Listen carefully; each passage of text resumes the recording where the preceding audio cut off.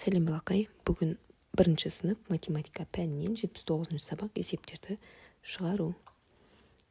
1-ші тапсырма қараймыз, сұрақ қойып есепті шығар. Бұл жерде есептің мәні берілген және қысқаша сызбасы. Шатырдың массасы 10 кг, ал ұйықтайтын қаптың массасы 3 кг.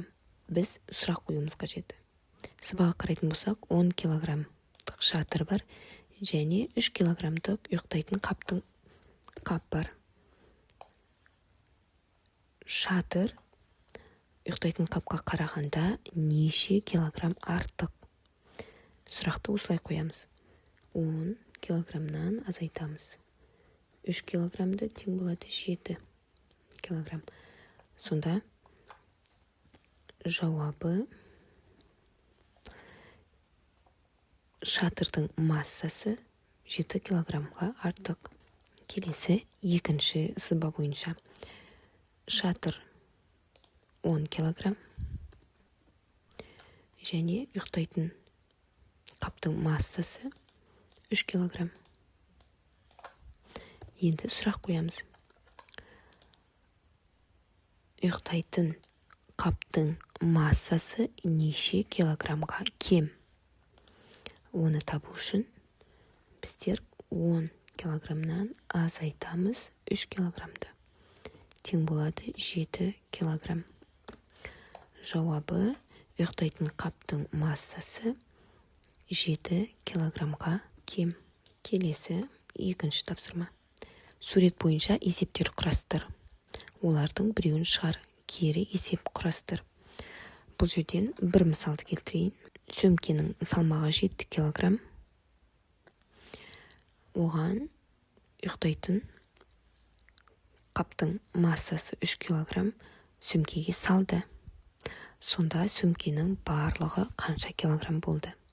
Сөмке 7 килограмм, қап 3 килограмм. Енді бізге барлығын табу керек. Оны табу үшін 7-ге қосамыз. 3-ті тең болады 10. Сөмкенің жалпы массасы 10 килограмм болды. Енді осыған кері есеп құрастырайық. Сөмкенің массасы 7 килограмм, қаптың массасы белгісіз 10 килограмм.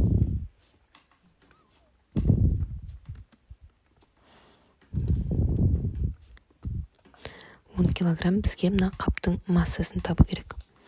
Оны табу үшін біздер 10-нан азайтамыз 7-ні. Тең болады 3. Сонда бұл жердегі қаптың массасы 3 килограммға тең. Досыңмен мен жорыққа не алып шығамын ойын ұйымдастыр. 10 килограммнан артық зат алмау керек. Жылдам есептеп нәтижесін тексер. Заттарды таңдап, олардың массасын ата. Бұл жерде алып шығатын заттардың барлығының 10 килограммға тең болу керек. 2 килограммдық сетка, 2 килограммдық пияз, барлығы 4 килограмм болды.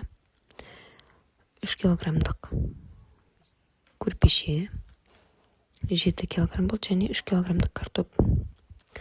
Барлығы 10 килограммға тең болды. Ұйықтайтын қап 3 килограмм.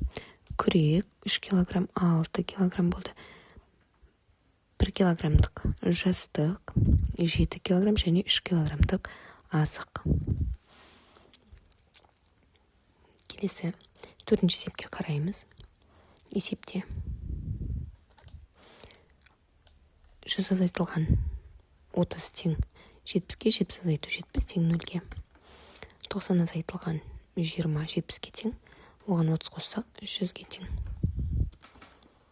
Келесі 80 қосылған 10, 90, оған қосамыз 10, 100. 100 азайтылған 50, 50-ге тең, оған 40-ті қосамыз 90-ға тең. 60 қосылған 10, 70, оған 20 қосамыз 90. Келесі 80 азайтылған 80, 0-ге тең, оған 50 қосамыз, мәні 50-ге тең. Бүгінгі берілген 4 тапсырманы аяқтадық. Келесі сабақта кездескенше.